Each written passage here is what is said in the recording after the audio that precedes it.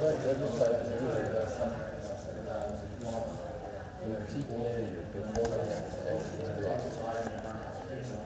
right.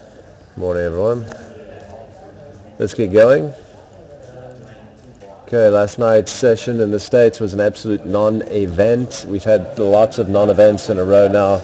It's starting to get quite frustrating because we saw so much beautiful volatility at the beginning of the year and the end of last year. Now we're really quietening down a lot. We have, lengthened the legs on the bull market run here, which I think is only going to set us up for more volatility going forward. But we've definitely calmed down a lot. The most volatile space really had been the currency market. We've really seen most of the volatility move out of the currency market as well. I think what we're going to have to wait and sort of see is, the Treasury market may start to lead the volatility that we see in different asset classes again. So we're going to have to wait and see until there's some bigger data points, some more policy surprises maybe to sort of get things going again. Anyway, we have markets waiting for Janet Yellen to be speaking in a few days' time. Apple closing at all-time highs. We had Boeing got downgraded by Goldman yesterday, which got hit a little bit. We had oil, which corrected again yesterday. There were rumors of an emergency meeting out of OPEC yesterday that got an initial boost toward the end of the U.S. session, but we faded really quickly when I think there was just nothing of merit really behind that. So, but we continue to see, a real heavy weighting into the oil price this morning. BHP Billiton had earnings and also didn't have positive things to say about the oil sector. Right. In Asia this morning, up across the board except for the Hang Seng once again gives us a little bit of a lag this morning. Shanghai still closed on the session. We've got the Nikkei, which is closing at 15-year highs again for a fourth trading session in a row. We had Billiton, which traded up nicely after better than expected numbers this morning. In Australia, I think you might get a little bit of a pull higher in some of the other shares in the sector as well this morning. If we look at our chart of interest today, bubble versus boom. I saw this chart a couple days ago, and actually it sticks out like a sore thumb, obviously. So, a lot of people have been trying to compare the recent moves in the tech space to what we had seen, just years before.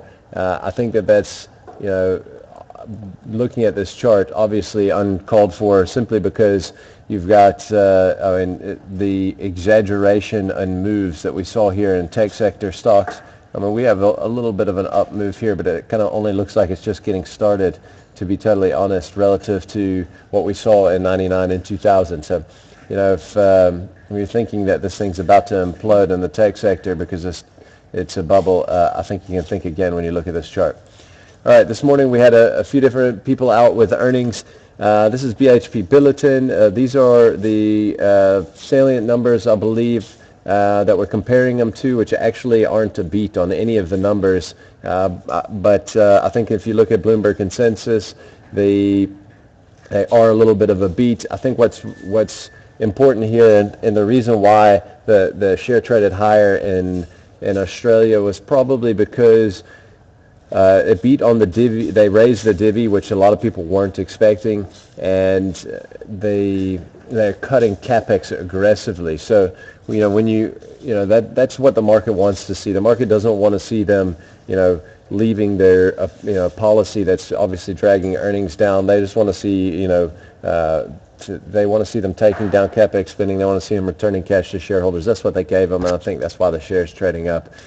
We had Imperial out as well, which looks like a nice small beat on headline earnings per share. Looks like a big beat on revenue, but the divvy's lower, so that's kind of interesting. They're saying they expect lower earnings year on year than the 2014 year, so I think that's potentially could hold them back a little bit this morning. We'll have to see how that trades. We've also got full year numbers out of Mondi today. Mondi broke out to a new all-time high yesterday, so I think the market is most likely expecting good things out of them.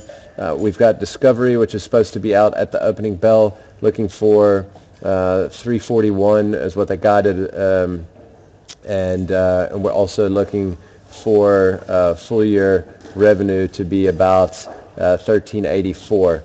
So look for that at the open. Divvy is expected to be about 85 cents. All right, then we've also got ShopRite at the open, looking for a 13.1% increase to headline earnings per share to 788. Revenue for the full year expected to be up 12.5% at 115 billion. Divvy expected at 150. So a couple big chances probably at the open this morning to have some big moves in our market. Watch it closely. It could be interesting today. Right. Getting into market data, we have German GDP, which is out at the open today. We've got local GDP, which is out at 11:30. We've got European CPI numbers at 12. We've got U.S. consumer confidence and Richmond Fed manufacturing numbers later in the States today when we're closing. All right, let's get into some of the maps.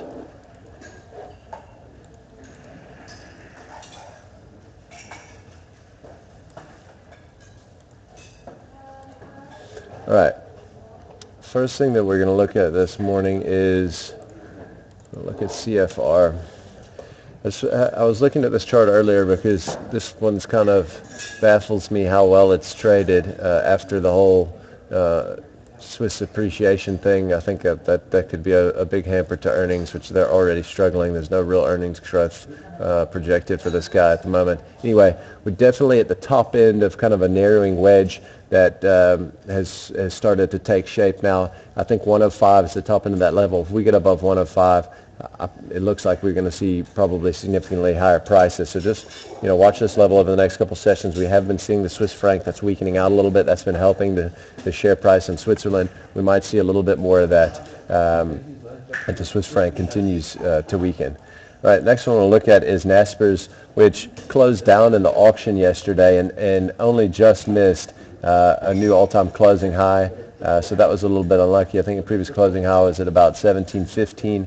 We closed down just below that to make a new, or to miss a new closing high. But definitely looking bullish on the chart here. I think that if we get a close above this level, then I think we can very quickly make a move up close to maybe 1800. This thing, every time it moves, it always kind of scares you out. We have this little flag move here, and then you get a big rip. You consistently see that. We have a flag there, and see a flag over here, a flag there. Every time when the rip comes, and it comes hard and it comes fast, and it's usually hard to get on the train. So yesterday was obviously a big move up. We gapped. We had a nice move up throughout the session. This morning it'll be interesting to see what the trade action is like again. But every time this thing gaps, that's what it tends to start to trade really, really well. So just keep that in mind. All right, let's look at Barlow World here. I'm going to go back all the way. We're going to look 10 years deep into this chart here. What I wanted to show is, so we've been to this uptrend since 2009 on Barlow, and we dropped out the bottom of it.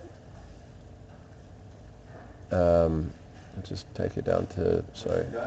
We dropped out the bottom of this downtrend, and we're pushing back up against it this morning. So if we zoom in, or as of the close yesterday, if you zoom in, you can see we're kind of flirting with that level again. This I think is significant simply because there's so many touches along this line. So watch this, very closely. I think for me, this stock, because of its exposure to the mining sector and how under pressure things like that are here locally, that it could continue to struggle. So I wouldn't be surprised to see it fade off this level. But I think this is important nonetheless. We have consolidated here. If we start to fail off of this resistance level, then it might be an interesting little short. All right, let's look at Mondi. I mentioned a second ago that it's making new all-time highs. You can see here, obviously, very clearly. Sorry about that. That we have broken out to new all-time highs on a closing basis. If we look at it on a 30-minute, it still looks like we've only just kind of gotten through, and we're ready to really make a punch. This is real clearly showing us about 8 Rand of upside on the breakout here, which would target about 236. So watch earnings this morning.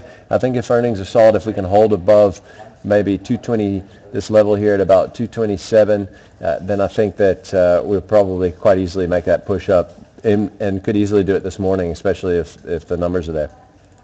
And the last one we're going to look at this morning is Mr. Price, which it's not that convincing here, but breaking out of a consolidation, kind of, I would call this maybe a flag, but some sort of flag consolidation, coming back down into to the breakout area, and then it's already pushing higher again.